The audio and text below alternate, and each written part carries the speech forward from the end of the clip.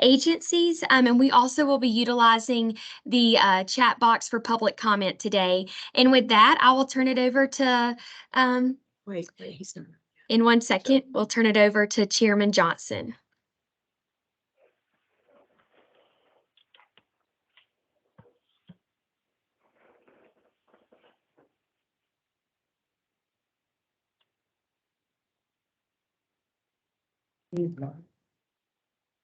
Good morning. We're having a little bit of technical.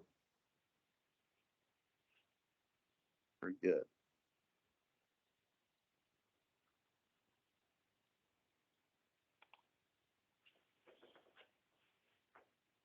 Very good. Can you hear me?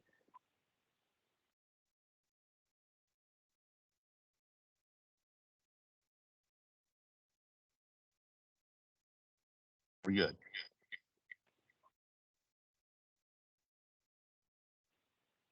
Okay, we're good.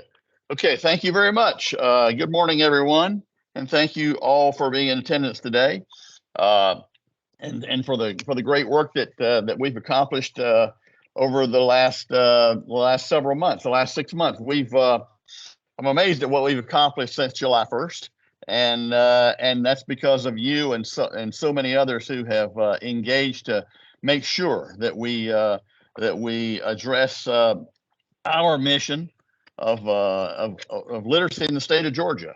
And as I like to say, because I always like to direct us to back to our basic tenets. It is Georgia's most solvable problem.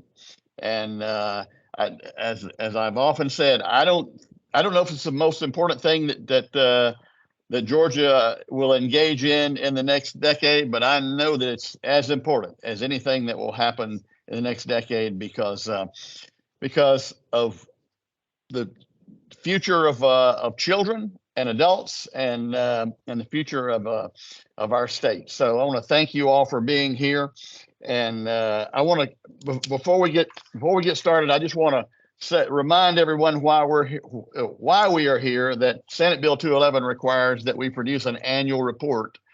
And so that report reflects the needs, conditions, issues, and problems related to state literacy outcomes. Reading from the law here.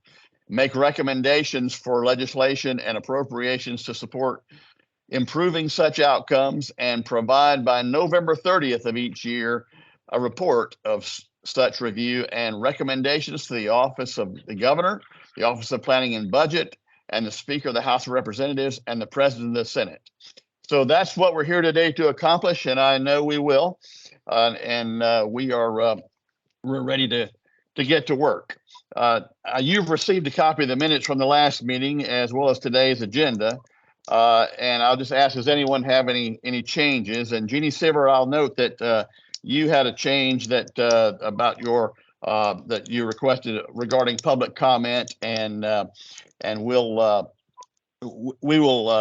include that change in the final minutes report. Is anyone else suggest that we need to make any changes in the minutes before we ask for a motion to approve them? Of the minutes of the previous meeting. Yeah, hearing none, is there a motion that we approve the minutes of the previous meeting, the October 17th meeting?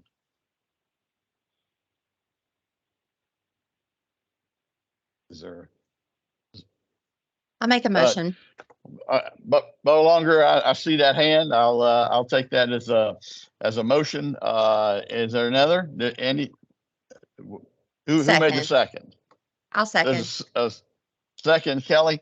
Thank you very much. And now that we have a motion second, any comments further on that or discussion on the minutes?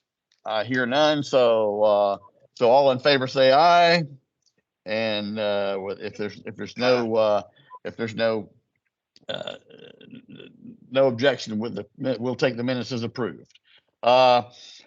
About our agenda today, you have the copy of the agenda for today. Is there any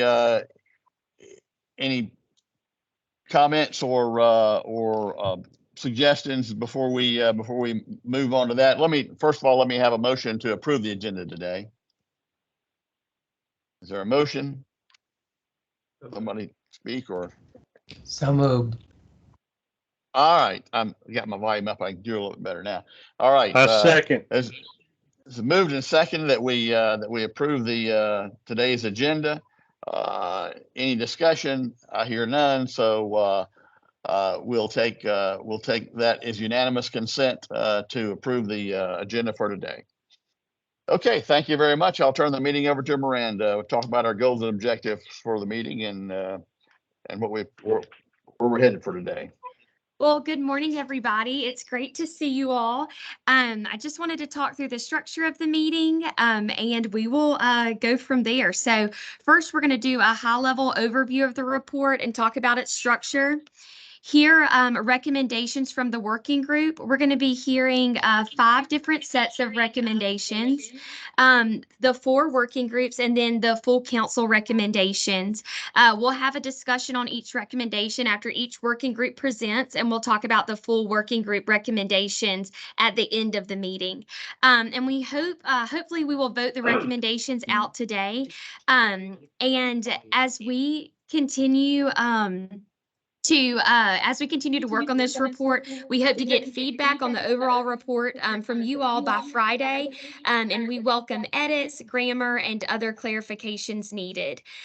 So Sailor, with that, let's go ahead and do an overview of the report. Sailor, do you mind pulling the report up so the council members can see it, please? Yeah, doing that.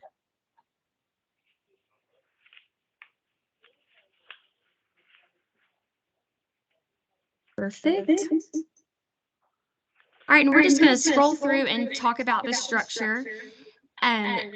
So let's make it just a little bit bigger if possible. Miranda, you're getting Thank echoed you. on. All right, let's scroll through. So the first part of the report begins with a letter from the chairman.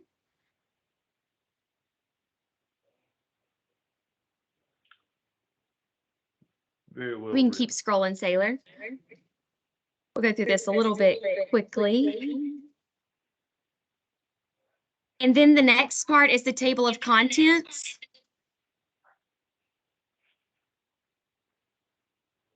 The next is the Georgia Council on Literacy duties.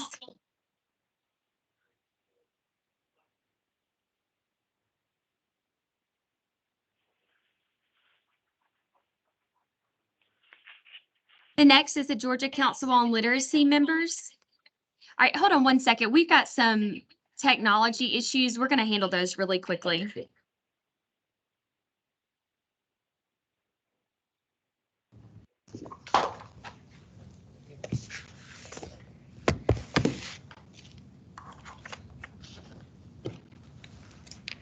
Sorry about that. All right, so I'll do this really quickly. Sailor, you don't have to scroll, but so it begins with a letter from the chairman. Then you'll see the table of contents. Then we've got the Georgia Council on Literacy duties that are laid out in the legislation. And here we are, the Georgia Council on Literacy members, our great group of members, all appointed by the governor, the lieutenant governor, and the Speaker of the House.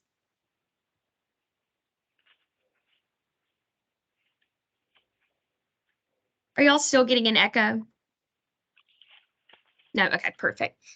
All right, next, you will see our meeting schedule and our agendas for the year. And at the end of this, we have a link for all of our meetings.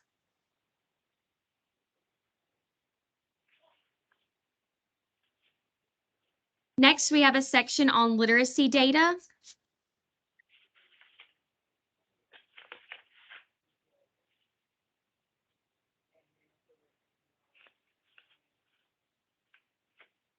All right, let's pause here, Sailor. So here you'll see full council recommendations. You'll see a recommendation on House Bill 538 implementation. Senate Bill 211 says that we'll work to implement the Early Literacy Act. And I did want to call attention to the portion about supporting students who are struggling readers. The next is regarding universal reading screeners. So this stems from our October 17th meeting. on our with the Deal Center report and the universal reading screeners.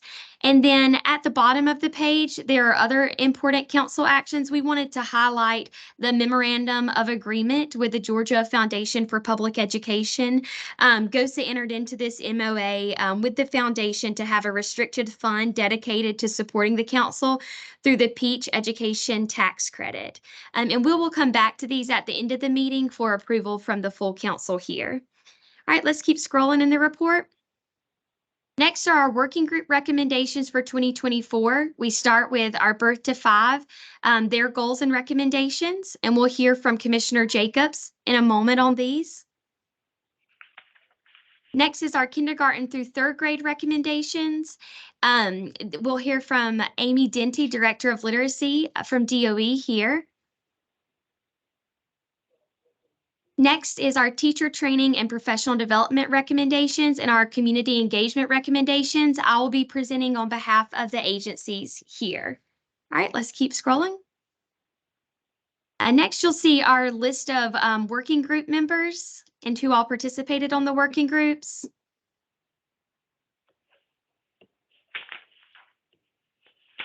And then we have our council year-end pictures, highlights of all of our council members and their whereabouts throughout our first part of the council's work.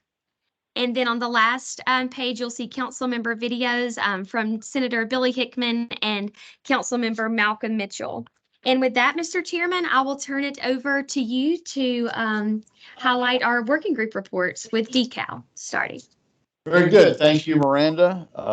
And thank you for that overview. And we'll get into our working group discussions now and reports. And I'd like to call on Commissioner Amy Jacobs first to give us the working group recommendations for Birth to 5. Amy, thank you.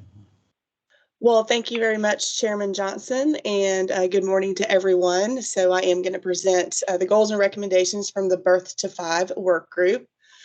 Just a little bit about how we got to these goals and recommendations at our second work group meeting, which was on November 2nd. The work group members spent time discussing and developing a set of recommendations and goals to present to the full council based on the information and content from a previous work group meeting and, of course, the previous full council meetings. Since the work of the council covers 3 years, we did choose to report our intent, suggestions, and work in 2 ways. So you'll see goals and recommendations from our work group.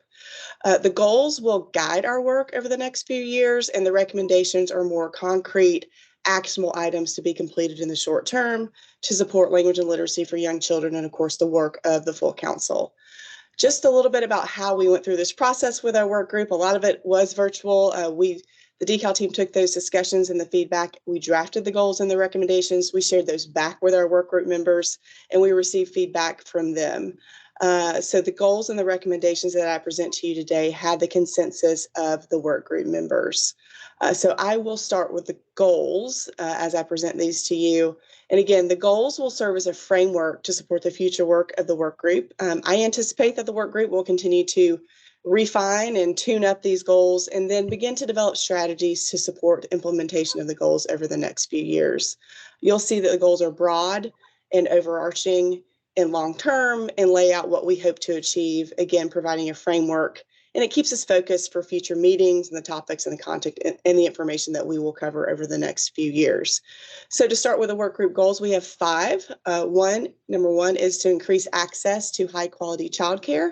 This goal aims to provide families with more options for high quality childcare in various settings, giving them options to choose what works best for them. This was chosen as a goal because, as you know, over 300,000 young children are in licensed childcare in Georgia, and we really have to have a discussion about the access issue because we can work with teachers and programs on a regular basis to ensure that they are providing high quality childcare, but we must discuss as a state the access issue for families with young children. The second goal is to support families by strengthening high-quality, evidence-based early literacy resources. This goal focuses on providing resources and support to families to enhance early language and literacy skills beginning at birth, setting a strong foundation for their education. Although I mentioned there are over 300,000 children in licensed childcare, we also know that there are many children that are not in licensed childcare. They're in other settings, they're at home with families, and this is all about supporting families and having the resources they need to incorporate language and literacy at birth. Number three relates back to number one, create compensation comparable to the K-12 system for the early learning workforce to attract and retain quality educators. This goal seeks to improve compensation for those in the early learning field. Again, when we talk about high quality early learning, as you all know, the big piece of that is high quality teachers. And we are seeing a huge issue with recruiting and retaining high quality teachers in our early learning workforce. On average, they make about $12 an hour. And so when we talk about access, we've also got to talk about the workforce and compensation for the workforce.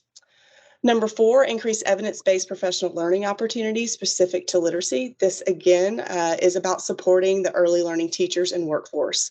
This goal aims to enhance the knowledge and expertise of educators, specifically related to science of reading and aligning with the K-12 literacy efforts.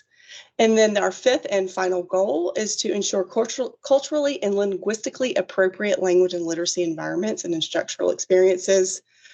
This goal stresses the importance of making language and literacy environments and instructional experiences responsive to the diverse populations in Georgia, ensuring that they are evidence-based and culturally sensitive. As you know, we have a very diverse population in Georgia, and we want to make sure that anything we provide, especially in the childcare community, to families is culturally and linguistically appropriate as far as language and literacy is related.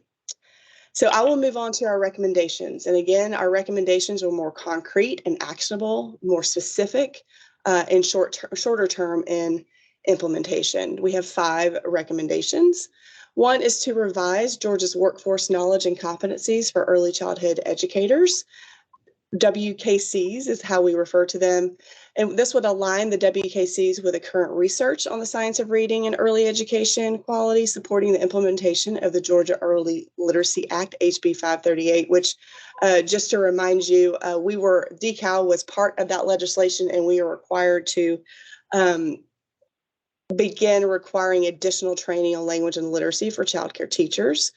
So just a little background, the WKCs guide the development and delivery of quality professional learning opportunities for early learning and school-aged teachers. These answer the questions, what should early learning and school-aged teachers working with children know how to do?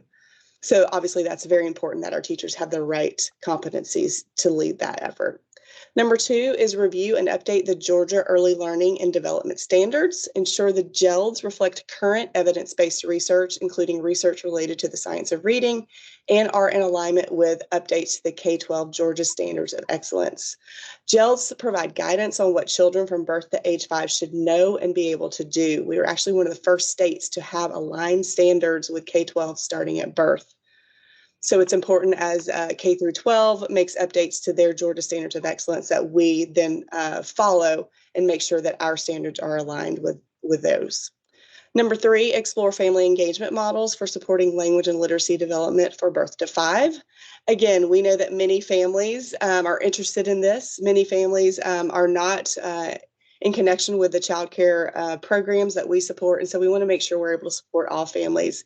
So this would investigate different models, tools, and strategies for engaging families in language and literacy development, considering a 2-gen framework and the diverse needs of Georgia families. We all know that young children come with adults in their lives, and we need to make sure that we're supporting the whole family in all we do, especially language and literacy. Number 4, this came up a lot, create a public awareness campaign. Raise awareness about the science of early literacy and the importance of active community and family engagement in child development. Again, we want to make sure all families, all adults, all interested parties and communities understand what we mean by the importance of early language and literacy. And then the 5th and final recommendation is to review child assessment tools. This would assess the reliability and validity of child assessment tools, including formative assessments and developmental screenings, to better understand their effectiveness and utilization in the state. So those are the 5 goals and recommendations from the Birth Through 5 work group. Thank you, Commissioner. I appreciate that report, and thank you to everyone who was engaged and helped create all the components that went into that report for the Birth to 5 working group. Before we move forward, can I get a motion and a second, and we'll have some discussion regarding that if there's any questions or discussion regarding this for Commissioner Jacobs or anyone. So is there a motion to approve? So moved. Just so moved. I hear a motion and a second. Now, is there already discussion or questions regarding the Birth to 5-year-old report that the Commissioner Jacobs just presented? Hey, Amy, this is Bubba Longrear. On the compensation piece comparable to the K-12 system, who all is included in the early learning workforce? Who would that include? These would be teachers that teach children birth to age 5, usually in licensed childcare programs. And are they're currently funded by the state in those? They are or- not. They are not. They are not funded by the state. That's why this is a goal. So it's a long-term conversation that policymakers need to see. If we really want to create access to high quality early learning, we've got to think about the compensation and how the state might invest in that in some way. Okay, thank you. Amy, this is Billy Hickman. What is the 2-gen framework? So 2-gen is really an approach, it's a philosophy to how you deliver programs and services. We know that young children come with adults in their lives, and many times when those young children might be having issues, the family or the adult might be also having issues. So it's about supporting the whole child, the whole family at one time so that they're successful.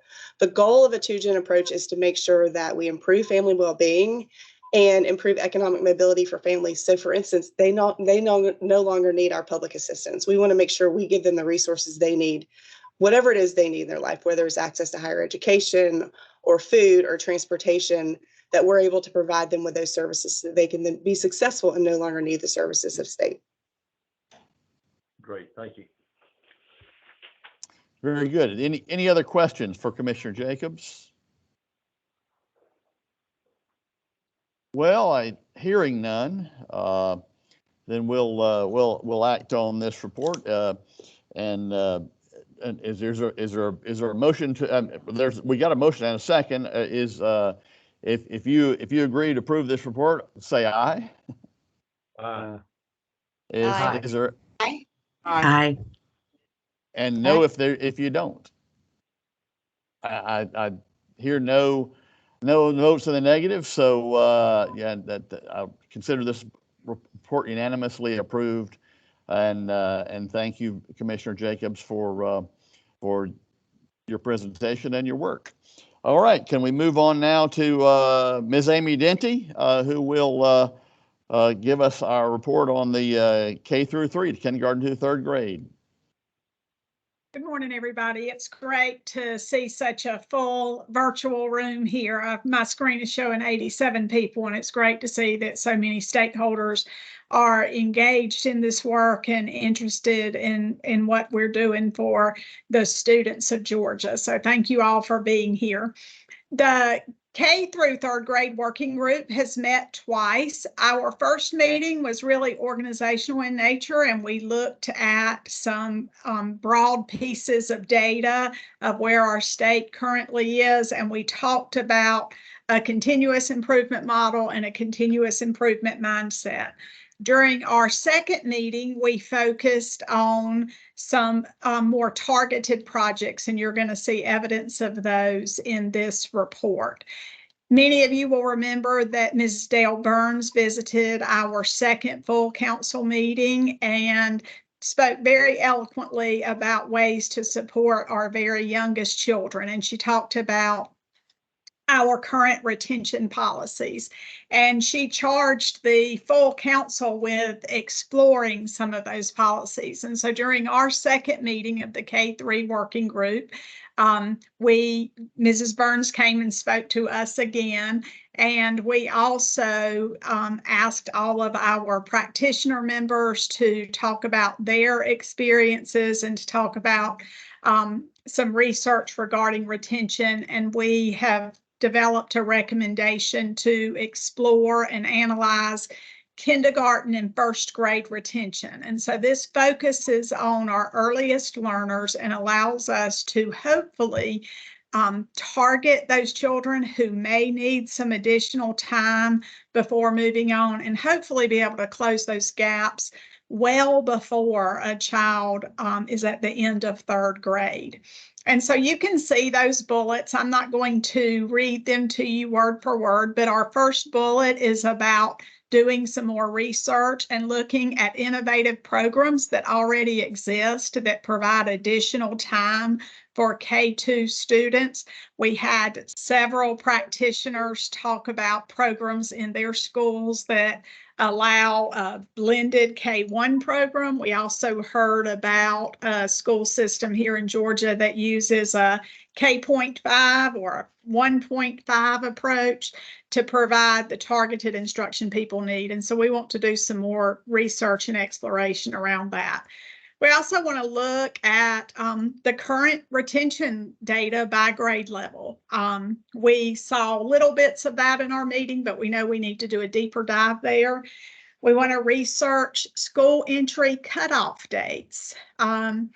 So many times, and Kelly McKay spoke very eloquently about this at our meeting, many times our youngest children, birth date of August 1st can mean a world of difference from their classmate who was maybe born April 1st. And so perhaps we need to look at the entry dates that we're using for having children start school, and also analyze the fiscal impacts of retention.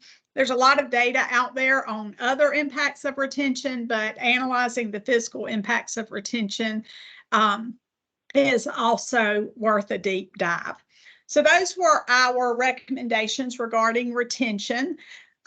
We also have a recommendation regarding building background knowledge. I actually have some additional information that I did not have available previously that I want to share on this.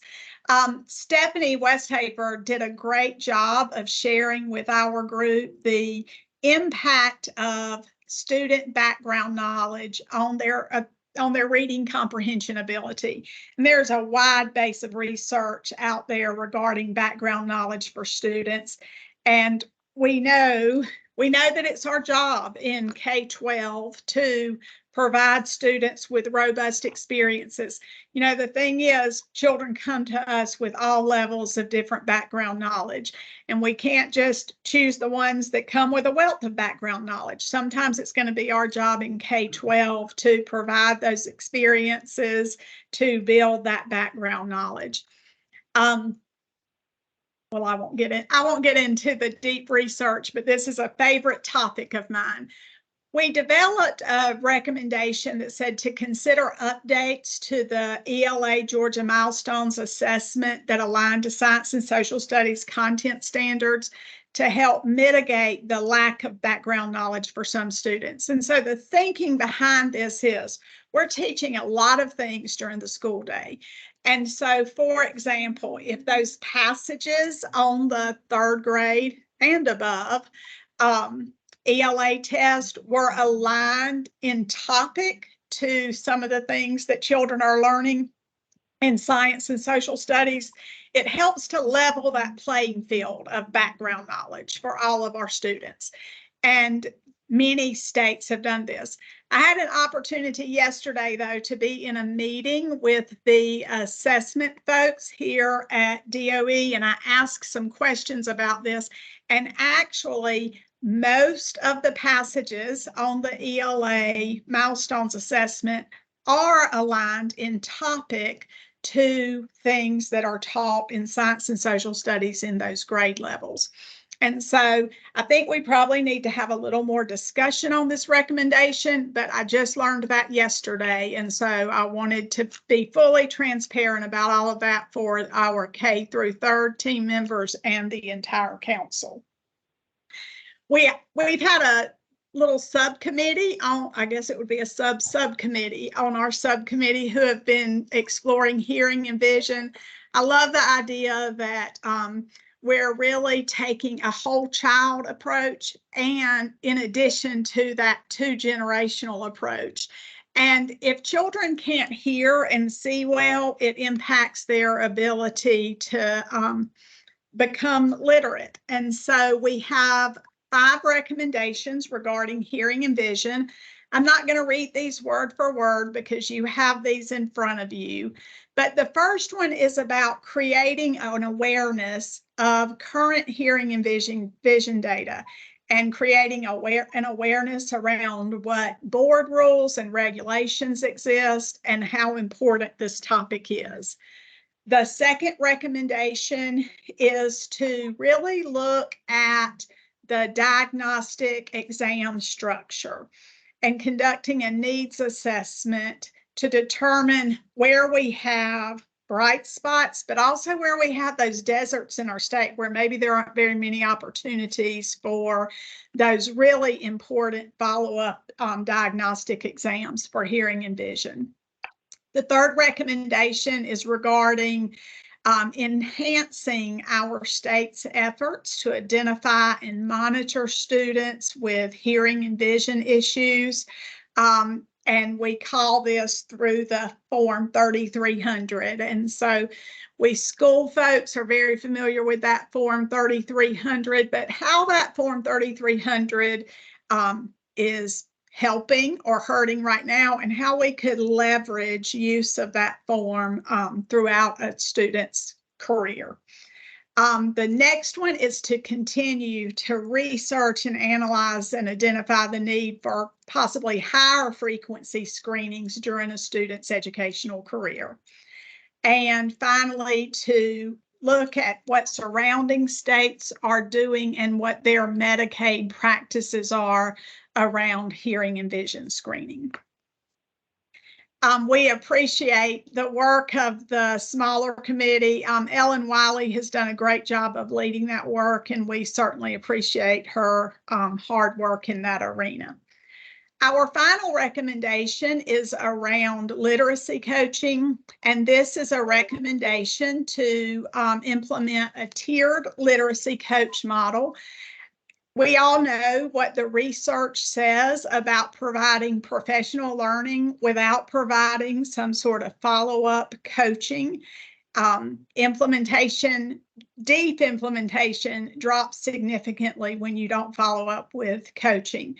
Already, our teachers and leaders throughout Georgia are engaging in literacy professional learning that has been approved, and ensuring that they have the support of highly qualified coaches is very important. And so this recommendation intends to provide support to all school systems in Georgia to support the successful implementation of the literacy professional learning that's happening. It will provide a strong central framework to ensure that every teacher in Georgia receives that high quality instructional learning paired with the support that will extend and strengthen the professional learning. And to ensure, I call it to ensure that bridge to practice, to ensure that we've provided the right kind of support so that what teachers are learning and practicing in professional learning moves to their regular classroom practice, because that's where it's going to impact our students, which is what we're all about here. And the council has had a design team that has met twice. This is an outline plan. There is still much to be determined about this plan. And so, of course, we'll continue to use a skilled design team of skilled practitioners to develop and strengthen a program for sustainability. I look at this as a beginning to a coaching program in Georgia. We've been really fortunate to be able to work with other states. I'm personally on several different national collaboratives, and so it's awesome to get to learn from the work of other states who have gone before us. And I feel really fortunate that we have those ties so that we can learn from what other folks have done. There's a little model here that just shows the tiered approach from a state level to a regional level to a district and a school level. You'll notice that the district and school level tiers will utilize existing employees. Again, this is a beginning step, and so the new hires that would be listed would be those regional coaches, and we would work within existing structures in our school districts and our schools to be sure that we're providing a level of support that can move us forward as a state. And those are the recommendations for the K through 3rd working committee. K through 3rd, yes, working committee, that's right. Well, thank you, Amy Denty, and for your work and your leadership on this issue, and for that report, and thank you to the entire Department of Education team that cuts across so many folks at the agency that are engaged in this in your work and the entire work of literacy in the state of Georgia. And thanks to all the team that met for the K through 3 work group that were able to report up and to us today to offer this report. And I will ask for a motion and a second, and then we'll have discussion and questions. Mr. Chairman, do have one question from Dr. Price in the chat box. Is there a motion? Do I hear a motion to approve? Gary's yes. Is that a question, Gary, or is that a yes? I'm wondering if we could engage in discussion first. I need a motion. Before we can actually proceed in discussion, I need a motion and a second. Is there? Just somebody raise your hand. I don't know. Motion. All right. I hear a motion, and I see a second. All right. So we're official now, according to Robert's rules. Just want to make sure that that we're good. And so, Dr. Gary Bingham, you have a question?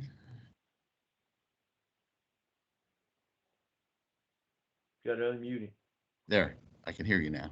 You're muted. Sorry, I'm sorry, y'all. I was dealing with my hand raised. I didn't know if you need to take the question from the chat first, but I'm happy to ask questions. I just want to thank Dr. Denty and the team for this K through 3 recommendations. I think many of them are very thoughtful, and I'm grateful for your time. I will just say, when I look at these recommendations and I think about the underlying goals behind them, I'm struggling a little bit to get from like a goal to a specific recommendation that is pretty comprehensive when we think about the K through 3 system.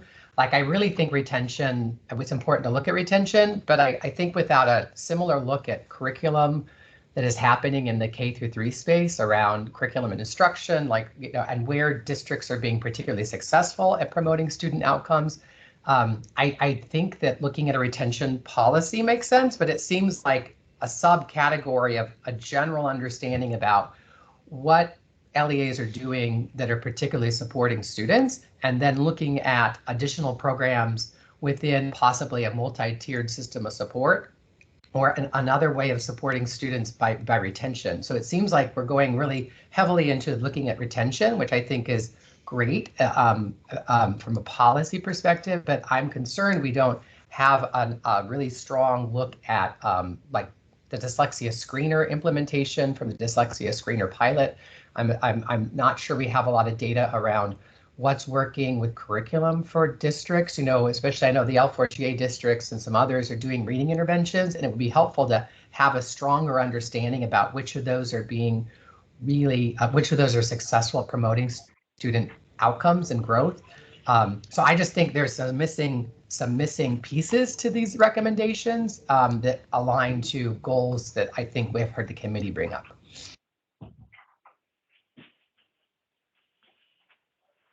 Amy, do you have a comments or response? No, I don't have any. Well, I guess I do. So we've been appointed to serve in these positions for 3 years. We've only had 2 meetings. And so I would say that that these recommendations reflect what we've had the opportunity to discuss in our meetings. And over the past couple of weeks, I've reflected a good bit on how we may need to change the structure of our meetings a little bit. I don't necessarily feel like we've had wide discussions from the full council in full council meetings or even in our subcommittee meetings. I feel like we've been listening to a lot of people, which is so important. That's such an important part of learning. But then, wow, now we're asked to develop a report that already includes recommendations. And so the K through 3rd working committee, these are the things that we've had the opportunity to discuss, some in great detail and some in lesser detail. And so I think that moving forward, we probably need to develop some structures for being able to listen and learn from experts in the field, but also having plenty of time for the stakeholders and practitioners who make up the council to have those deep conversations. And so that is why I agree with you, Gary, that these recommendations may seem targeted to smaller pieces of the bigger picture. I'll also say, though, that the K through 3rd working group may be a little different because so much of House Bill 538 and so many of House Bill 538's requirements are happening as we speak. And so much of the work is already happening.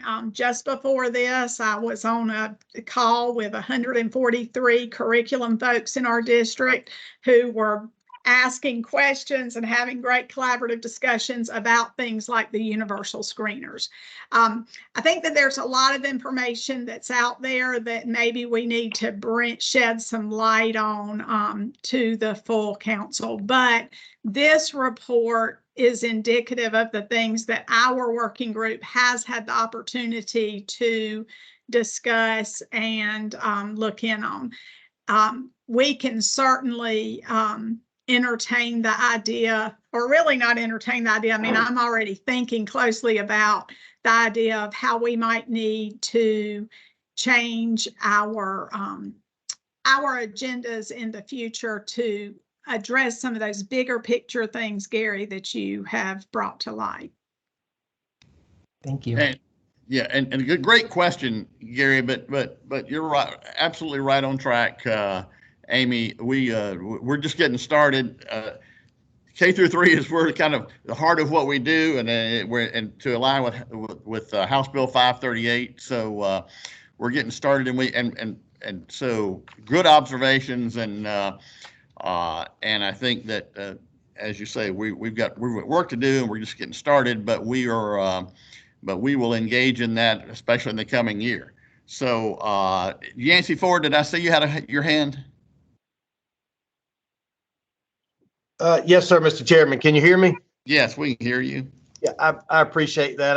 I wanted to make one comment that I think that we need to bring to the forefront. And I know in Effingham County, we may be a little different than maybe other school districts. And I've had some conversations with Miss Dale Burns in regards to this. And as I look at the first bullet there that says, and I think this goes K through 3 certainly, but I know this first bullet was K in first grade retention, where we're conducting research to determine where school systems are showing gains. And I just want to make the comment that I think that, I don't know about others on the committee, but I've been bombarded by sales reps with, that they know that we're on this committee, and there's a lot of great programs out there that sales reps bring to the table. In fact, we've adopted some through our school district in different areas over the years. But I think it's extremely important for this committee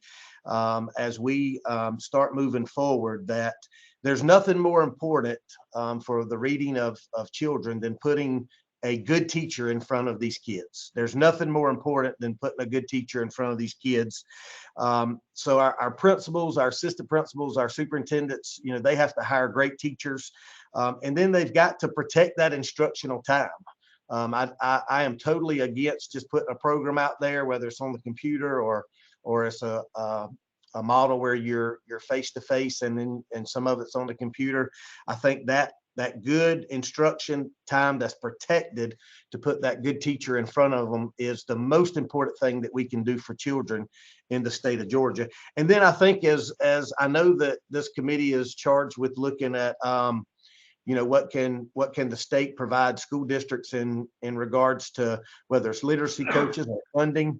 I think that our legislators are going to expect us as school leaders to inspect what we expect. So if the district level administrators and the school level administrators are not providing that instructional time for those good teachers and then follow up with inspecting what they expect out of teachers, I don't know that we're going to have good data results to be able to show the state at the end. So I just wanted I felt like this was a good time to bring this point forward, that I don't want us to lose focus on the fact that there's nothing more important that we can do for the boys and girls of the district besides provide a good, solid phonics curriculum than putting that perfect teacher in front of them. So I just wanted to make sure that committee heard that, and some that I've had conversations with, along with Ms. Dale Burns, in regards to that.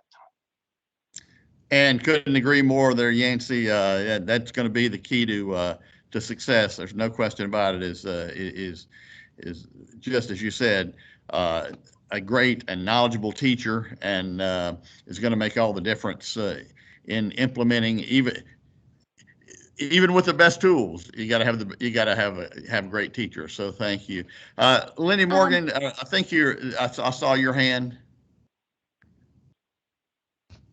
Yeah, Thanks. and thank you, Amy and subgroup for doing this work. I know this is a tremendous task, and we're under incredible pressure of timeline. But I do want to agree with Gary about the importance of looking at relation to the screeners in relation to the curriculum. I saw an earlier version of this that didn't have anything about teacher training. I see that it's on there now, but it's down at the bottom where I can't see it.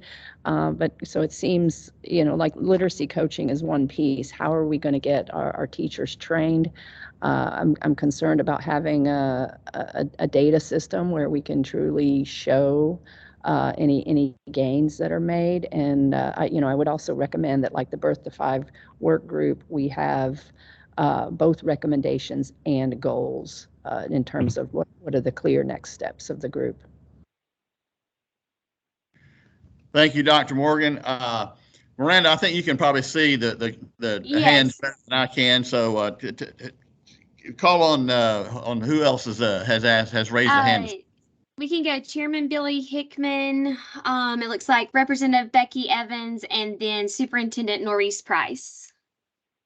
Well, thank you. Again, I'm very impressed, and thank y'all for allowing me to be a part of this. Very impressed with the report, Amy, and thank you so much. I developed a hearing issue about 4 or 5 years ago, and as a result of that, it temporarily changed my personality. It changed my confidence level, and it obviously changed my ability to communicate. So I am very, very sensitive now to hearing issues. And so, Amy, when you brought this up, I'm glad y'all did. Are we testing at all now our students for hearing issues, apparently hearing and vision issues? Yes, sir. Children are screened, that form 3300 that is mentioned there. Children are screened before they start school, and many school systems have, leveled times to screen, but it's not consistent across the state. And listen, I should probably hush and let Ellen Wiley speak to this a little bit more because she's done the hard work of the research. Ellen, do you want to comment on that? Not to put you on the spot. That's okay. I'm not as eloquent as you are, but the testing is offered and it's just not full, right? The child might miss their initial screening for whatever reason. Maybe they're too young to test. Maybe they can't sit still through it. And the form can be marked not complete and submitted. And if there's someone to see that and flag it, then the child might be screened again. But in some cases, they aren't flagged and they can just be missed. And that could be their only chance to be screened. That's in some areas. In other areas, they're not only screening at the first entry to school, they test throughout their early years. They'll do repeat screenings. It's not consistent around the state. So that's what we're trying to do right now is figure out where people are doing the best practices and how to amplify those on the state. So is that also true for vision also? Yes, sir. Okay. Well, that sounds like a big deal, especially coming from someone who now has a hearing issue. I very much appreciate us looking at that. It's been a fascinating topic, and there are a lot of people working really hard on it around the state. We're so fortunate to have great people and experts in the field. So hopefully by working together, we can address it. Well, let me ask you from some of the superintendents online, if how are we doing this? Are we doing this through the superintendent's office, or are we hiring outside people to come in and do the testing for the hearing, or how does hearing and vision, how does that work?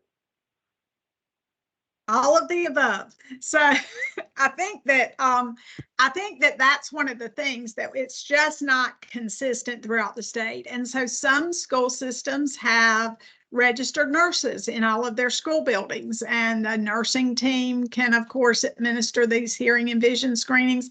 Some school systems maybe only have one nurse for their whole system.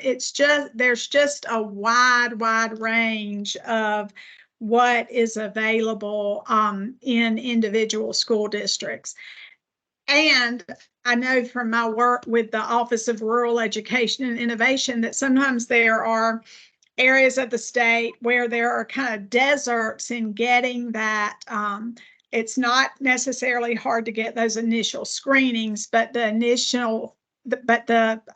follow-up diagnostics are more difficult, or there may not be access in some of our more rural areas. And so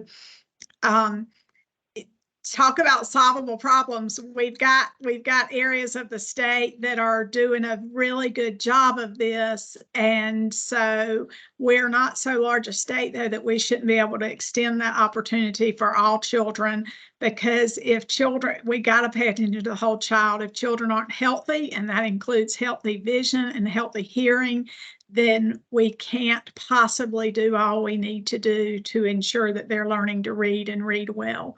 Oral language is such a huge part of that big task that we have before us. Amy, do we have any idea? We hear numbers on dyslexia, percentages. Do we have any idea of the number of children percentage-wise that experience some form of vision or hearing problems? We do have that data. I don't have it at my fingertips right now, but we do have that data. And Chairman Hickman, I can send it to you. Get Georgia Reading did a white paper on this. I believe it's 25%, but I'll have to go back and check on it for vision, but I'll send that report to you. It is very impactful, and it also talks about other states' policies on the frequency of how many times they screen and that sort of thing. And you'll see in the second bullet point there that we're going to be looking at a needs assessment and determining bright spots, just as Amy said, but I'm happy happy to share that with you. Okay. Thank you. Great. Thank y'all so much. It's wonderful.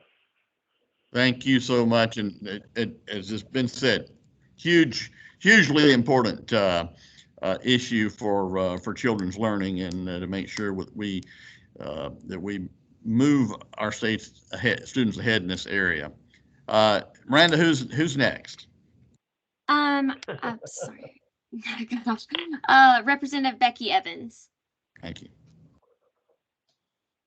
Good morning, colleagues. I want to just add a few questions I wanted to ask, or points I wanted to make.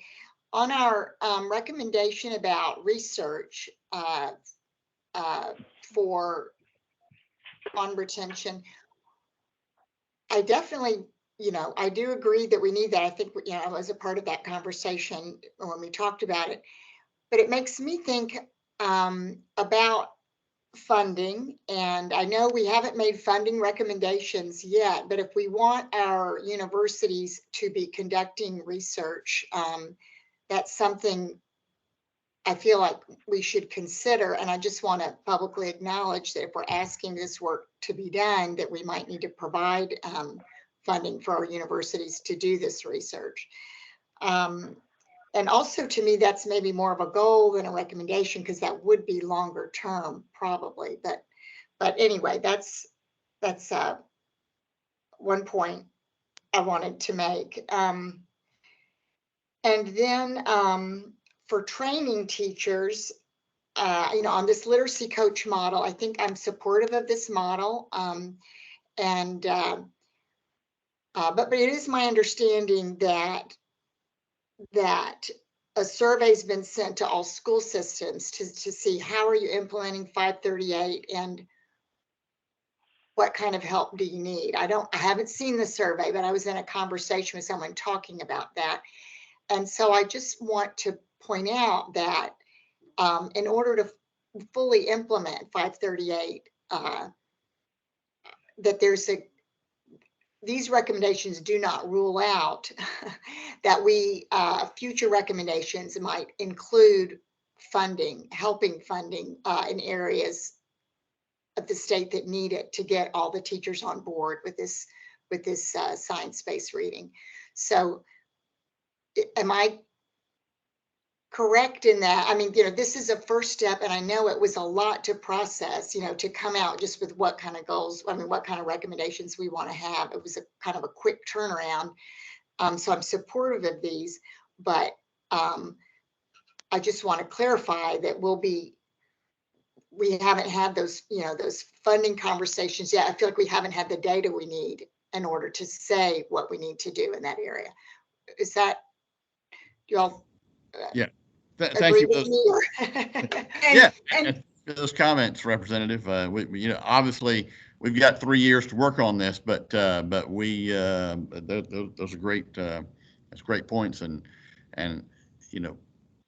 things we will want to address as we move ahead. I have one more comment, and it's really just, I'm excited about the hearing and vision, and I'm just thinking about that might be something, I would like to explore ways, we could do that in birth to 5. I mean, is there any entry point earlier in a child's life where we could do that?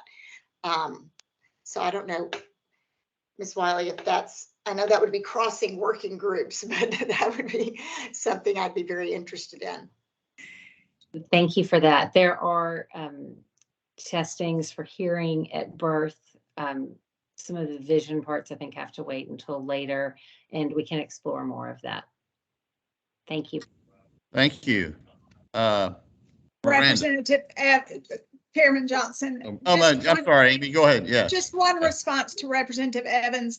I do want to point out that the professional learning requirement in House Bill 538, while it is closely related to coaching and professional learning go hand in hand, but please know that a lot of that work is already happening. It's already been done. And so some of that is our partnership with the Rollins Center, but a lot of that is also professional learning that local school districts have already engaged and invested lots of funding in. We have a huge literacy initiative across the state through our Office of Rural Education and Innovation. Pulled the date on that just yesterday, and over 2,000 teachers are already engaged in that training. And so House Bill 538 requires that districts are able to certify that their teachers have been trained. And so that work is already starting, and we probably need to, at a later time in the coming year, we probably need to have some information shared with you all so that you just know all of those different approved professional learning programs and what's going on. Y'all, this work in our schools is happening as we speak. And I know sometimes as a council, it might seem a little removed, but for our K-3 practitioners, it's happening as we speak. Dr. Price, you've been waiting a long time.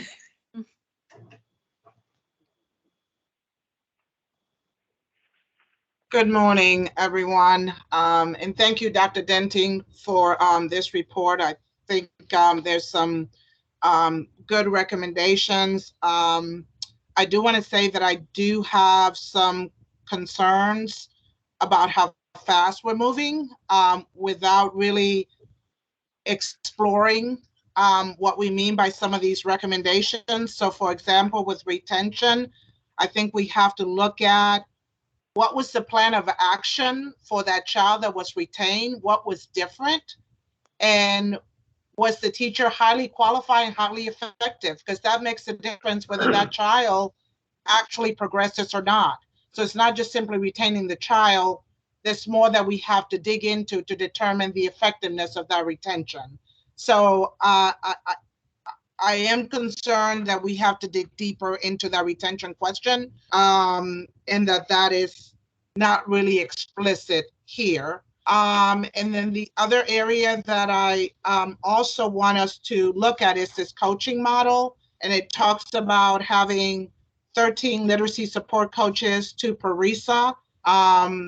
We have 6 school districts in our RESA. I can't imagine 2 literacy coaches being able to provide the support that we need in our RESA. And then it talks about the district having 1 literacy support coordinator per school. Is that going to be funded by the state, or is that expected to be funded at the local level? And then it talks about school literacy coaches.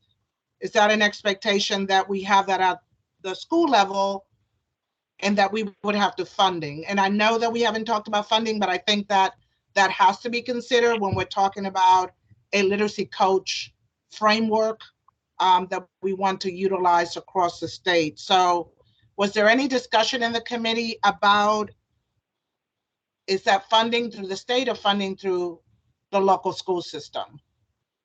So, Dr. Price, for the literacy coach model that's being put forth, that is a tiered model. It is a beginning step.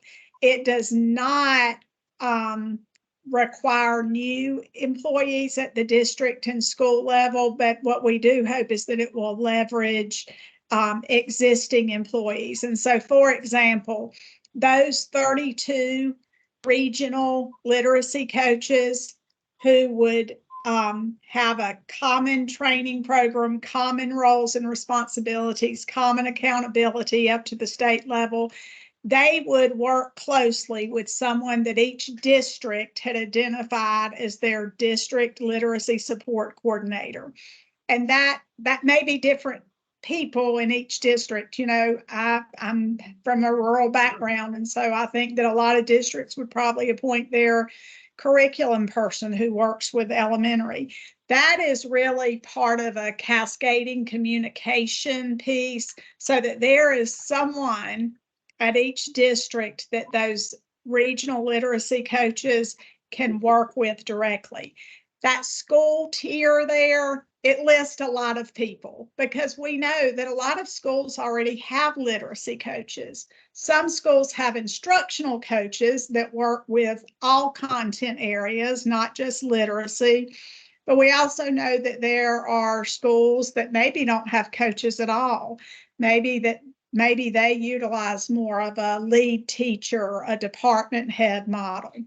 And so this beginning step is really about trying to leverage some of the processes that we have in place as we begin to learn more about what the needs are out there. This is truly a situation of building the plane while we're flying it. We already have teachers that are engaging in the professional learning right now because by law, they have to be. The law already requires that local districts provide on-site professional learning with opportunities to have best practices modeled for them. All of that language sounds a lot like coaching. That's already in the law. And so we've got to get something out there. We've got to get our toe in the water to get some support so that we can ensure that the professional learning that is already required to start doesn't get diluted because we don't have support for bridging it to practice. And Dr. Price, I wanted to also say, just the retention recommendations, there's no recommendation right now on the table about all of those recommendations are really about exploring what we can do to better support those K-1 students who may need a little more time, and to really look at hopefully programs that already exist in our state that are working that maybe could be scaled up and modeled. But all of those things are really about exploration and research at this point. And I think your comment about speed is the speed at which we're going is really well taken and was well said, and something that we all need to be concerned about. But I did want to recognize that those retention pieces are really about exploration. And I appreciate that. I do want to go back to the coaching piece because we just met with our superintendent yesterday. We had our RESA meeting. Mm-hmm. There is a need for funding. There's a need for funding for professional learning when it comes to literacy and training all of our teachers. There is a need for funding, whether we put a certain amount that we give each school district to decide how they're going to do that. But I can tell you that my instructional coaches, and I have an instructional coach in every school, at a minimum, they have 50 teachers that they're responsible for. All content areas at the elementary level, multiple content areas at the middle and high school. We need to look at funding additional positions focusing on the science of reading and structural literacy for each of our schools. If we really want to do a good job and we really want to impact literacy in the state of Georgia, we're going to have to look at funding additional positions to focus on literacy, whether those be district literacy coaches, whether they be school-based literacy coaches. But I can tell you that we talked about the capacity that we have now, and based on our capacity, we will not be able to do a good job with what we're trying to do, which is to ensure that all of our kids are reading on grade level by the end of third grade. So I'm going to say that funding, I don't know if it needs to be included in here, but funding does have to be considered in order for us to do this work well. And really have an impact. And Dr. Price, great comments, and I agree. And I will read a bullet from the presentation that Amy made, and it is continue to work with the council's literacy coach design team to develop and strengthen the program for sustainability. So this is ongoing work that this is a start. But this is ongoing work that will continue, and I want to thank you for those comments. And thank you. Other Miranda, who else has got a hand raised here? Superintendent Longrear, and then Katie Seymour. Chairman Johnson, I so appreciate this dialogue. I know we have 100 people on here, but I think this is healthy, and each of us have our own individual voice. But as I looked at this report, on page 5, it really clarified what our focus was of this report. And, to Gary's point and Lindy's point about just the expedience with which we're working and making recommendations in November, when I look at number 2 on that page 5, specifically, it talks about really reviewing the needs, issues, problems, and to Senator Hickman's points about the hearing, about the vision, about the dyslexia. I just wouldn't want any recommendations out of this report to be misunderstood as being the priority for this council, because we really, in my mind, need to determine what are the root causes. What percentage of our kids are impacted negatively by dyslexia in Georgia Public Ed? What percentage are truly struggling because of vision, hearing, etc.? And, I know that a report is due in November, but if we can highlight that work, I'm not saying that we don't need those recommendations, but I don't think we have enough information to truly say this is the number one priority to help fix our reading problem in Georgia. And I think Gary kind of, started that conversation with just making sure we're clear on that. But that's my thoughts. And, I know we're in a 3-year program and a lot of good work is going to be done, but it just seems like making recommendations at this point is mighty fast. And I'll stop. But thank you again for the ability to dialogue. I've learned a lot listening. Thank you, Superintendent. Miranda, who is next in the queue? Katie Seymour. Okay, Ms. Seymour. Thank you, Miranda. I just wanted to make a few points from the chat box and from the discussion that we've had. I think it's been very robust and needed. To Amy's point about the professional development that is happening now, for those of us that are practitioners and are in the field, she is absolutely correct. We are sending our teachers to professional development. We are participating in that as well. And so across the state, teachers are now having this professional development science of reading. And my concern is if we don't get support out to these schools during this time, then we don't have a checks and balances of, is it the right professional development that's being done? Are what the teacher's learning being carried back to their schools and into their classrooms? So I do think that the coaching model is a great first step to get people in these districts. However, I do agree with Dr. Price and Gary in your comments in the chat box that I do think we need to come back as a working group on our agenda and look at funding. How can we increase what we have already recommended? I do think that will be a necessary next step. And the last point I just wanted to make was about the retention. I would hate for anyone to think that the working group solely wanted to put a focus on should we retain kids or should we not. A lot of the discussion in that group was talking about what is developmentally appropriate on that literacy continuum. And so for those of you who haven't taught in early learning ages, there is so much that is developmentally appropriate from birth to 3rd grade. And a lot of factors can impact that. And Katie, I think you froze.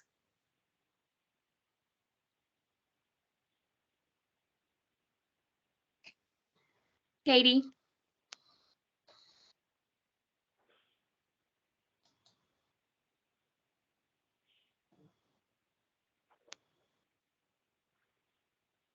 I'm not going to try to speak for Katie, but I do appreciate her shedding some light on that retention discussion. This is not about being punitive to young children, K and 1. This is really about looking at that prime time for learning and just how developmentally appropriate continuum is so important to look at for those children. I'm so sorry that Katie froze. I think it's so important to hear directly from the practitioners. And I did want to add context, piggybacking off of what Katie was saying. I think if you look at all of the recommendations throughout the report, they're exploratory in nature, which will help us over the course of 2024 develop recommendations on like next steps to take. But you'll see throughout the report, continue to look at research, continue to look at needs assessment. And I did want to talk about the literacy coaching model. So we are looking at a state funded model, which at the local level where it says the district and school level tiers will utilize existing employees, we're considering stipends in that portion of it. And so it would be a state funded type model, not putting that on the local district. So I just wanted to clarify that. And I hope that helps in some way. And Katie is joining right now. Is that?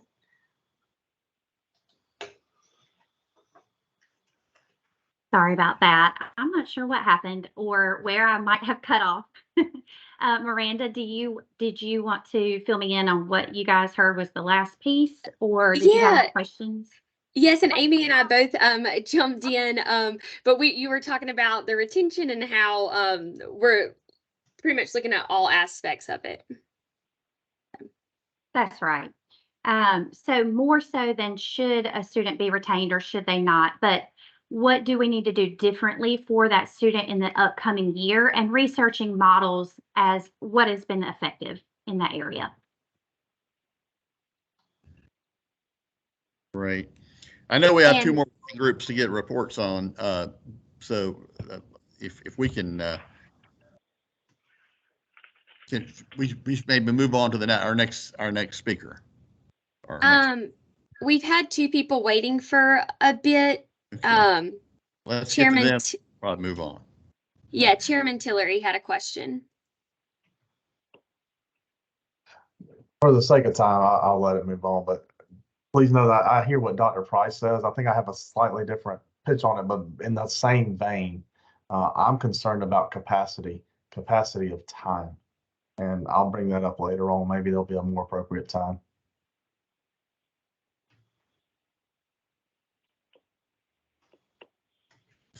Thank you, Chairman Tillery.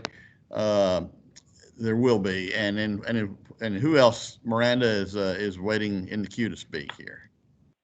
I think that is it. I do not see any more hands raised. Okay, great. And I just want to say, you know, particularly with reference to what Superintendent Longrear said, we should. I'm going to suggest when we go to our full report that we add something that reads like, this is the start to our work.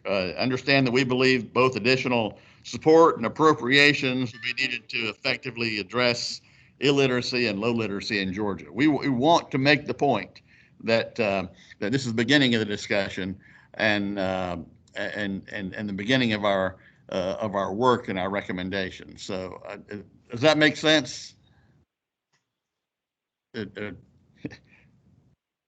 I'm assuming that does. So, Dr. Price has a question. Dr. Price. Yeah, Chairman Johnson, I was just going to add to what you're saying is because we were being asked to vote on these recommendations, and I guess that's the concern based on what you just said. You know, do we need to slow down the train in a sense, rather than moving forward with something that I think still needs some work in certain committees. So that's just my thought, that I agree with you that it's in progress, but I think we were being asked to vote on some of these recommendations. That was my concern. Okay, yes, thank you, Dr. Price. Gary, did you have Gary Bingham? Yeah, I was just going to say, I know that I know that the Birth to Five working group, the way that they outline goals and recommendations, it's funny, like you work in these working groups and then you think, oh, that makes a lot of sense to do it that way. And I know that working groups did it differently, but I do think maybe if the K-3 group outlined the specific goals related to instruction and other areas, that then it might be easier to get to and understand the multiple recommendations that might fall from that. And then also highlight those links to HB 538. I just think it'll be more clear and help us understand the framing so we can see, this is where hearing and vision, is connected. This is where I just think that might help us also wrap our heads around the activities that we're engaged in this year, what might have to wait. And I just think that would help the committee. Yeah, I understand your point there, Gary, and I think we can. We may have to come back and get those. If we want to kind of reframe that,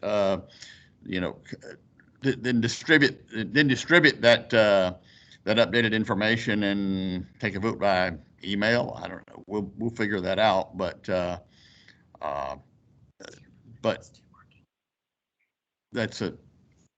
Your point is well made. So, and I'm happy to do anything as a staff person on here. Whatever the will of the council is, I'm happy to incorporate any of that work. Also, I think that those are excellent ideas. I think that maybe moving forward, though, in this work over the next 2 years, that I'm a big proponent of having a good framework to work within. And so if our process is going to be that each working group should develop both broad goals and then recommendations related to those goals. And listen, I love the way the Birth to Five group did that. Then that's probably something that we need to share in the whole council so that we'll all know that those are the expectations. And I think that probably those are some of the kinds of conversations that we need to have in these full council meetings so that we can have a stronger structure so that these conversations can be guided a little more clearly. Yeah. Yeah, I agree. Amy, Blake, Chairman Tiller, do you have a comment? Well, I guess I'm trying to wrap my head around, if we're not going to go forward with these principles, I don't want to be the fly in the soup here. But if we're not going to, I would strongly suggest we look at, for the other members, I know I'm just one member of the group. If you're expecting legislative sign off later, we're going to have to look at capacity. I hear the dollar capacity argument from Dr. Price, but I think she was also making a really good time capacity argument. And everything we talk about is more and more and more. If we don't make a recommendation of something that we think we're doing now that we shouldn't, then there is no way that our staff or the folks who are falling behind us are going to be able to carry this out. We have to also be realistic that we're 38% of the state budget in just these fields we're talking about. Actually, if you add all of us, we're a little bit more, and that we're more than 50% of any local funding. So if we carry this back to those groups too, they're going to also ask us, well, what are we going to do less with? We're not going to add any more minutes to a school day, but we're going to have a demand to do more. And I think we've got to, if we're going to bring these recommendations for more, we also are going to have to talk about what we think maybe we shouldn't be doing anymore. I think we'll get a whole lot more buy-in from the groups who are outside of the folks in this committee.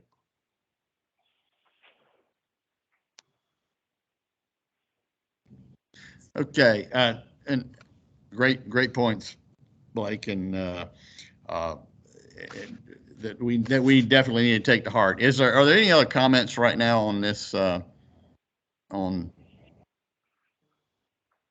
the K-3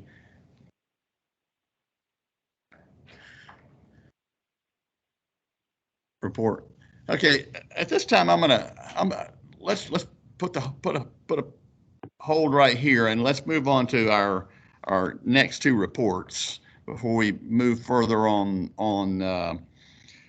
on this report for K through 3. Miranda, I know you've got the teacher training and professional development recommendation and you're doing this for the agency, right? Yes.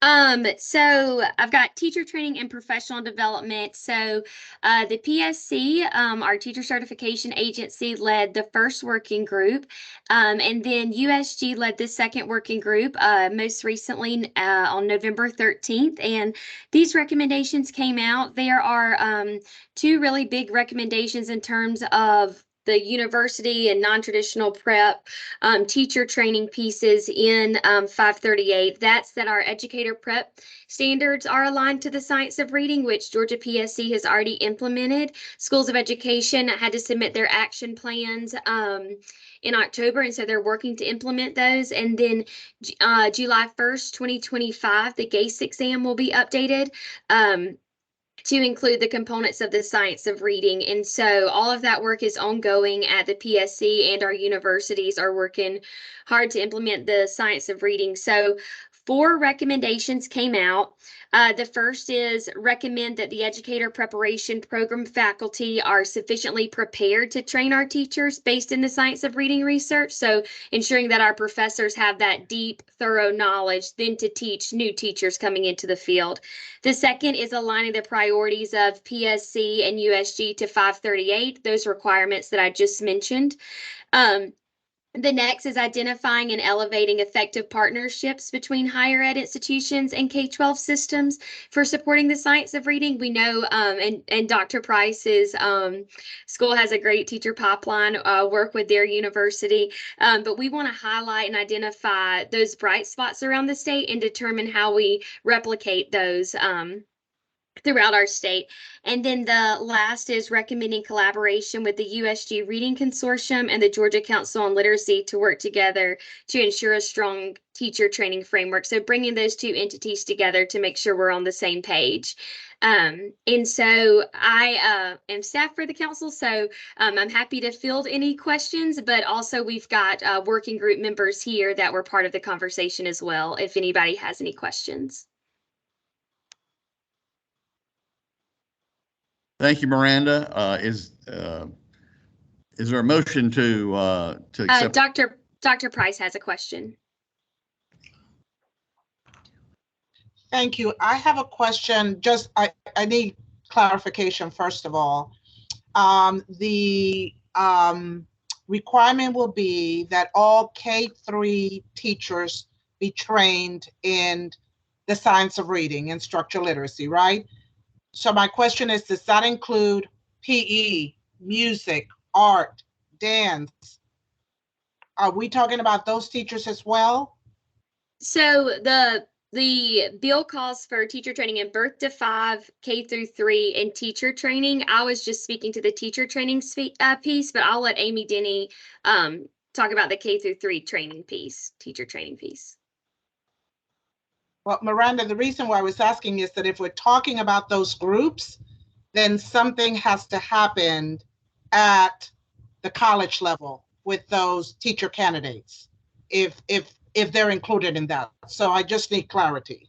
Yeah, yes. And so the PSC, all of their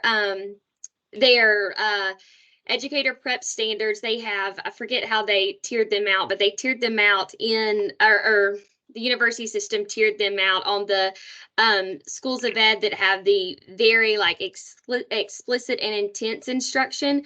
But then there's a layer of teacher training that has more exposure type training. And so that includes like economics education, math, and I believe, is Penny McCroy on the call?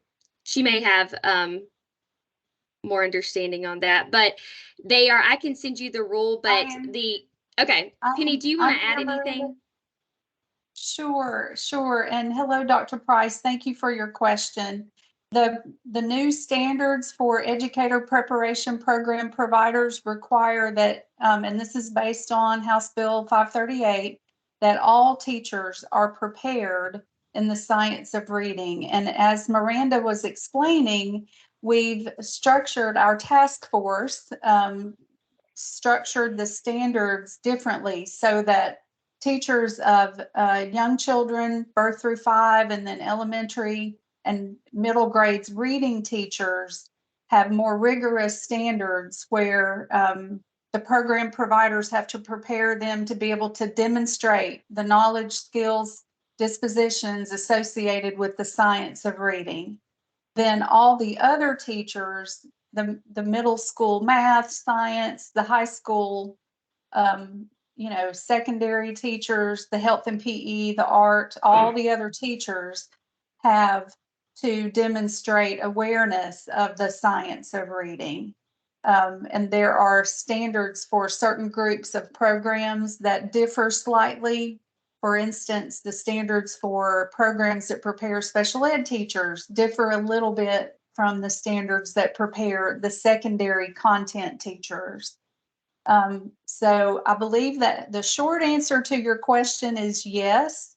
Our program providers will be preparing all teachers at some level to, at a minimum, be aware of the science of reading, those standards associated with the science of reading, but those teachers that will actually be teaching reading in the lower grades and in the middle grades will have to meet more rigorous standards in their preparation program. Does that help? It does help. I think we just have to then think about the teachers that are currently teaching and how we're going to train them and provide appropriate professional learning when it comes to the science of reading and structural literacy. So. And that's where DOE comes in. So Amy, I'll hand it over to you. Thank you. So, Dr. Price, I know that you're aware, there may be other people on the call who are not aware that in the Department of Education's Aligning State Literacy Practices and Policies document, all of this is well laid out in there. We have partnered with the Rollins Center for Language and Literacy to use their K through 3rd structured literacy modules as Georgia's free professional learning. Those modules are being migrated as we speak to the Georgia Learns platform, but they are already available at coxcampus.org, and part of them are available at Georgia Learns free of charge to all school districts. We have also approved programs that are accredited by the International Dyslexia Association, such as LETTERS, Orton Gillingham, Wilson Reading, AIM Institute. There are a whole list of them that also qualify for the House Bill 538 teacher training. And so, those things are already underway in so many of our school districts. And that training is taking place. And I will just say, because listen, I know that everybody is sort of tiptoeing around the whole funding question, but in the K-12 world, there have already been a number of things that we have already had to put in place, and we've had to do that with existing structures, but we've not let that stop us from moving forward with this important work. And so I do think that needs to be said. I appreciate the fact that we can't just throw money at a problem, but we are working hard within existing structures to go ahead and be able to provide things to our school districts. And our school districts, as schools always do, are lining up and starting this hard work even before all of the proper supports are fully in place. And I'm really proud of that for our school districts. Thank you. And I agree with you. We are doing what we need to do. We have 200 teachers in our school district and taking Wilson Reading, Orton Gillingham, and LETTERS. I can tell you that my art, music, PE teachers are struggling with those courses, and just something to think about whether we need to retailor the professional learning for them. But we are going to do whatever we need to do for our kids because it's important. But I also must say that it would be nice to have additional funding to pay. We paid $200,000 to initiate the training in our school district. And we had to do it from local dollars in order to meet the requirements of the law. So I'll leave it at that, but thank you for all of your hard work. I appreciate it. Andrew Pilgrim, did I see a hand from you? Thought I did. I lowered it. Okay, okay. Chairman Martin? Yes, sir, Mr. Chairman. I would be remiss if I didn't weigh in as somebody that's been on appropriations for a little while to say that all of our dollars in the state budget, unless they come from the federal government, are local dollars. We don't get any. Alabama and South Carolina quit sending money over a long time ago. So while I understand the last speakers talking about funds coming from local people, I just want to weigh in with that as the group looks here, we have to look at sustainable funding formulas from various places. And I appreciate, everybody's, conversation on that this morning. All money is local, if you will. Thank you for that reminder, Chairman Martin. And of course, exactly right. Any other comments before we move on? At this time, I'm going to not ask for a motion, but I'm going to actually just go ahead and ask Miranda if you'll give us the community outreach report. Sure. So I am giving this report on behalf of Dr. Good at TCSG, but the working group met on November 1st. Participants included the Georgia Council on Literacy, community organizations, and other interested stakeholders. We had robust discussions regarding next steps and recommendations to the larger council regarding the community aspect of improving literacy outcomes. And so you'll see the four recommendations. So explore approaches to expanding community partnership frameworks. You see this by first defining what that is, conducting a survey of all the current partnerships, looking at other states' best practices, looking at the results of the L4GA grant, and then reviewing literature from the National Center for Family Learning. So all very exploratory in nature to learn what we currently have. The second is investigate current effective strategies for community partnerships and how they're funded.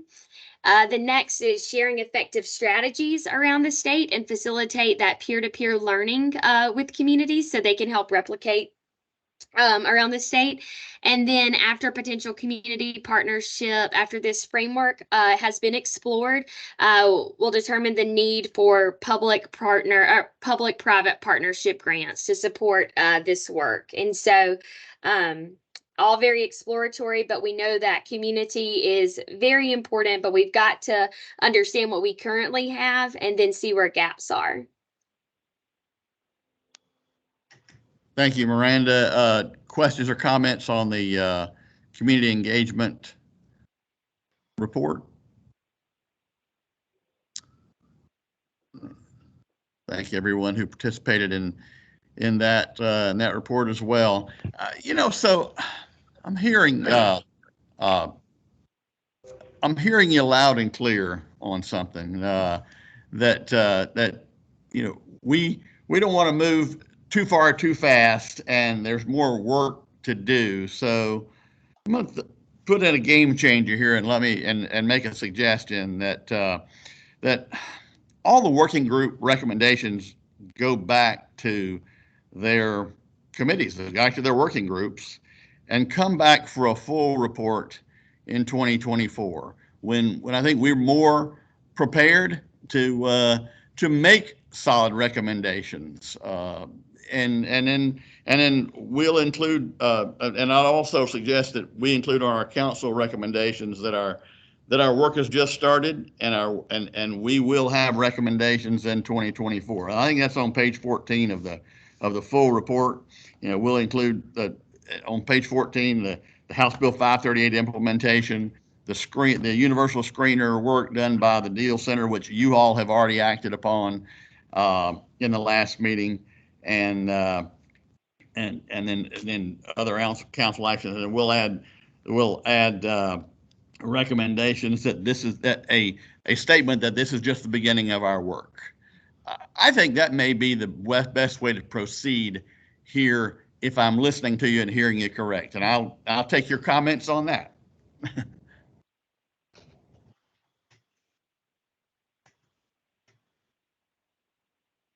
Hey, Scott, I had a question.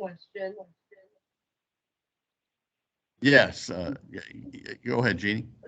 Are there any outcome studies for the L4GA grants that have been dispersed? Gary Bingham, you might want to. Sure, I'll unmute. Hi, I put it in the chat. Gene, I'm not sure you saw it, but Georgia Tech was running a study on how the community partner framework was being implemented. And so there's maybe a couple of reports they've written to that to answer your question on community partnership work. And so I think that's the reason why the community partnership group wanted to look at that data and consider how certain communities created strong community partnerships to support literacy outcomes in their community. I'm helping to do work around student outcomes, and there are a couple reports showing that there's some modest evidence with some districts showing better gains than others. And this is kind of to my point I put in the chat, is that we just need better data from the state around student outcomes and implementation. The data, getting the data, especially during COVID-19, has been particularly challenging, but there should be a trove of data that we could do more looking at. And I think more looking at the data would really help our council understand what LEAs are doing with those funds that are particularly innovative or supportive of students and teachers in their communities. Okay, thank you. Thank you, Gary. So back to the recommendation that I just made to kind of, my recommendation to just kind of pull back on our council recommendations at this time and do more work. But Superintendent Longer, I tried to kind of encapsulate what I thought you were saying, if that makes sense. Tell me if it does, and because I was not only hearing it from you, but from others as well. But does that kind of get where you were going, and what do you all think?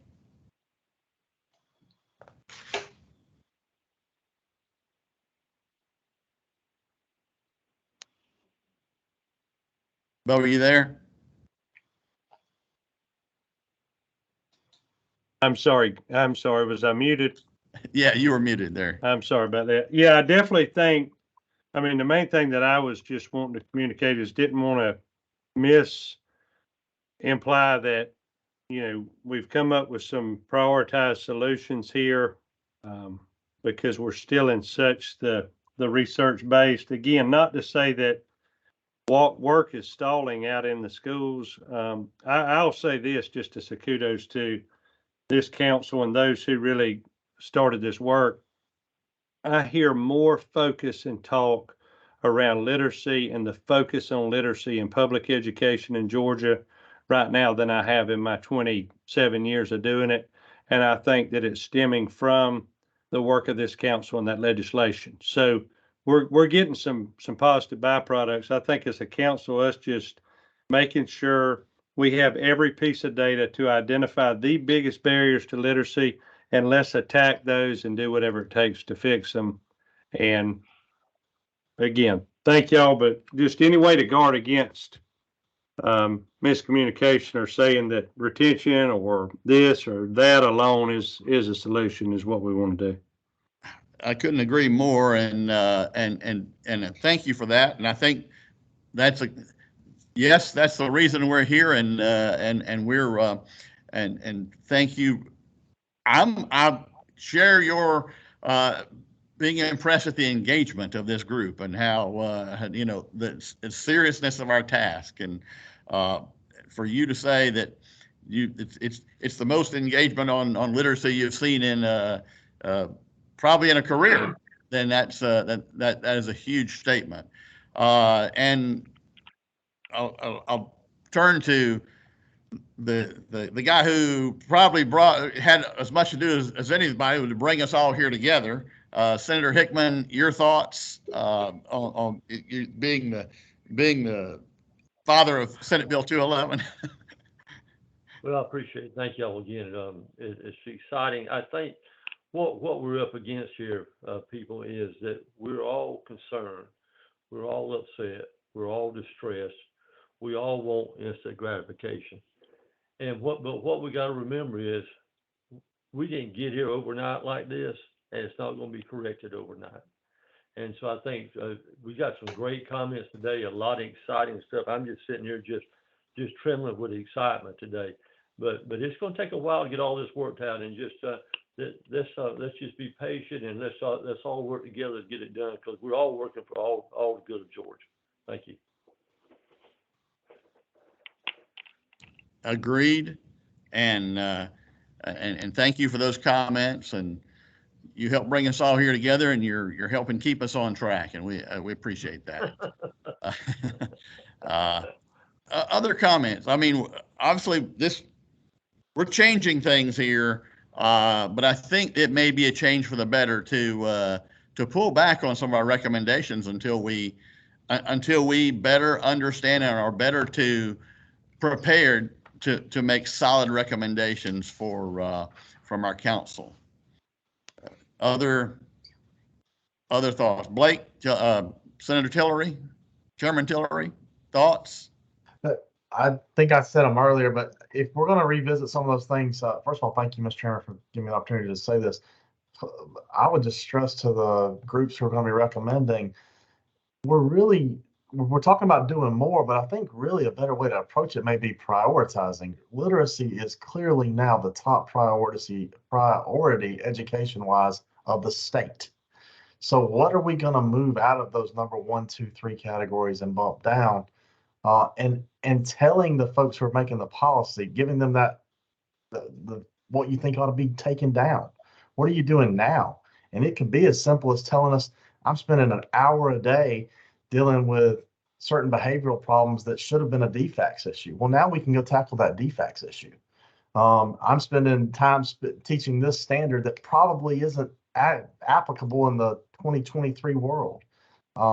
I think you're going to see a whole lot more buy-in from the legislature if you bring a funding proposal, if you also talk about things you'd like to see removed. Chairman Johnson. Couldn't agree more. And thank you for those comments, Chairman. Amy Denty. I was just going to say that Kelly McKay has had her hand up a couple of times, and I just wanted to make sure she was recognized. Thank you, Amy. Kelly, you're on mute. I think. Sorry about that. I just wanted to say that I appreciate your idea to just slow down with the recommendations some, but I also wanted to try to, and I may be incorrect in this, but I just wanted to try to remind the council that, you know, there's a lot of requirements within House Bill 538 that districts are already trying to figure out. And so I feel like some of our focus is going in new directions of new things to try to put on districts when we're in the midst of trying to get the things that are in the current House bill requirements under our belts. I'm just speaking as someone that's on the ground in a school system. The things in House Bill 538, the science of reading training for everyone is going to be huge for this state. As someone, a district leader who is actively participating in science of reading training right now and a former 1st and 2nd grade teacher, I can tell you that when all of our teachers have this knowledge, we're going to see a huge difference in what our students are getting. Just that one piece of House Bill 538 is going to make a huge difference across our state. And rather than trying to find more things to put out there as a council, I just worry that maybe we should be focusing on supporting how we can support the districts as they meet the current requirements in place, and what we can do to support that work. And I don't know if everyone involved understands all of the work that is happening at the school level. And I don't mean that in a disrespectful way whatsoever, but just sometimes it's very easy to be in an office or be somewhere removed from the school districts and not have a full understanding of everything that we are doing in the local districts to really try to focus on literacy and support our teachers. And so I just wanted to bring that as a point for us to consider. Thank you. Yes, and thank you. And I agree more with what you said, Kelly.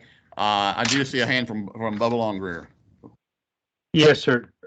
Chairman, as we talk about slowing down, and I appreciate what she said, I think the question is what are we going to, now that we're slowing down, what are we going to prioritize for this council? And I love the 4 different categories, birth to 5, K3, community, and then higher ed. But what are we going to do to really identify the root causes? Birth to 5, we talked about, okay, providing higher pay for daycare or more daycare opportunities. How can we quantify that is the number one cause for it? Or is it lack of literacy in the home? Or is it lack of access? Or is it drug use? Is it poverty? What are those things? And really dig in. K3, is it teacher preparedness? Is it instructional frameworks that we're currently using that we need to alter from? And just digging in and looking at that part, that question 2 or step 2 of the duties of this council talk about, and really reviewing the conditions, needs, issues, and problems, and get to those root problems, and then have just some solid recommendations or priorities coming out of that. How to do that is the challenge, but just to kind of, I think this work's so important as we slow down. We don't want to slow down our work, just slow down the process of getting to recommendations, but have it more thorough. Yes. Go ahead, Amy. This is Miranda. Chairman Johnson, Stan DeJarnett also has his hand raised too.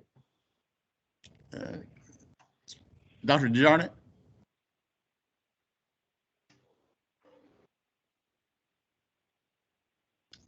We can't hear you if you're talking.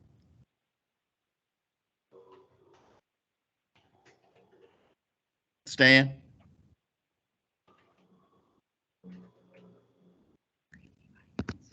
Can't hear anything. Is there anything else or anyone else? So if we want to hear you if you have something else to say, but so let me just say this. It kind of, because we're nearing the end of our time here, and this has been time well spent. This has been an outstanding meeting with everyone's input. And so, do I hear any objection to just revising the report that we've sent? Remove the working group reports, because I think there's work to be done. That, as Superintendent Longer said, let's get at the root causes and let's make solid recommendations before we move ahead, and then submit to you a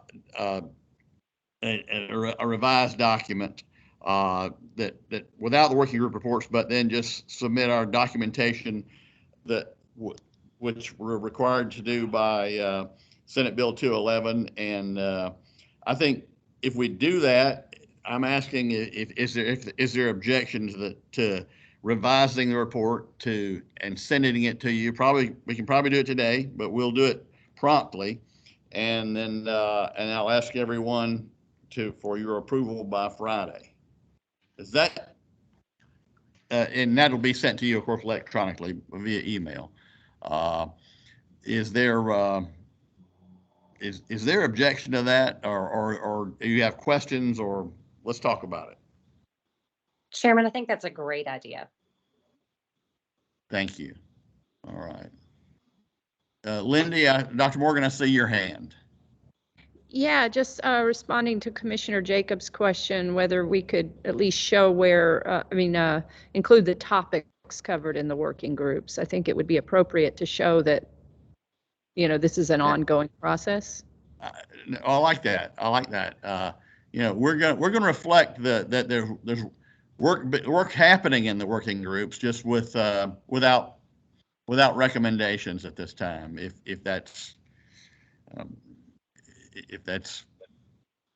there's no objections to that, I think that's the smartest way for us to move ahead. Chairman Johnson, maybe the leads of each of the working groups could revise theirs to appear more, as Dr. Morgan just said, as topics, or not formal minutes from the meeting, but the overarching topics that were discussed, so that the public has some idea of that. I think that's the right track, Amy. We'll let the leads for each working group then reformulate the report without recommendations, but to show that work is ongoing, and what has been discussed, and what will, and well, maybe how we see it moving forward, but just without recommendation. Good job. I mean, good suggestion. Any other input? Representative Evans has asked if we could please show where the report would end. Let's see. Sailor, do you mind scrolling down? Or I guess we could just see the overall report. Yeah, remind. Yeah, that's good. Yeah. I think you all have got a copy of it in its current form before we reformulate it like we described, like I described.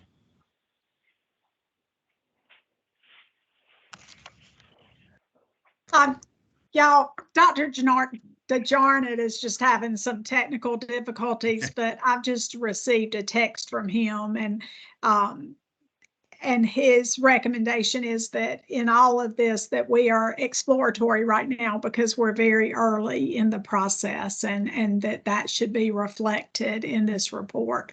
I believe that this slowing down and will help to accomplish that. Agreed.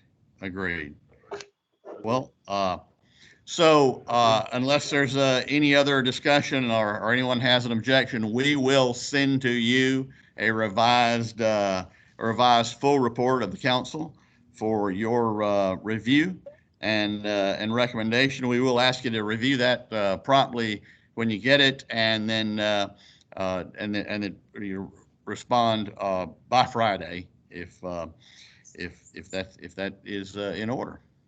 Is that in? Do I have agreement on that? Yes. Okay, good. I'm seeing a lot of thumbs up, not seeing any objections. So let's carry forth in that manner. If no one has anything else to offer, then we will, if there's without objection, we will move to adjourn. Any objection to a motion to adjourn? So All right. All right, it's been moved. Is there a second? Second. It's second to adjourn. And if there's no objection, our meeting for today of the Georgia Council on Literacy will stand adjourned. Thank you all so much for the work that you've put in today and put in for the last 6 months, and we will look forward to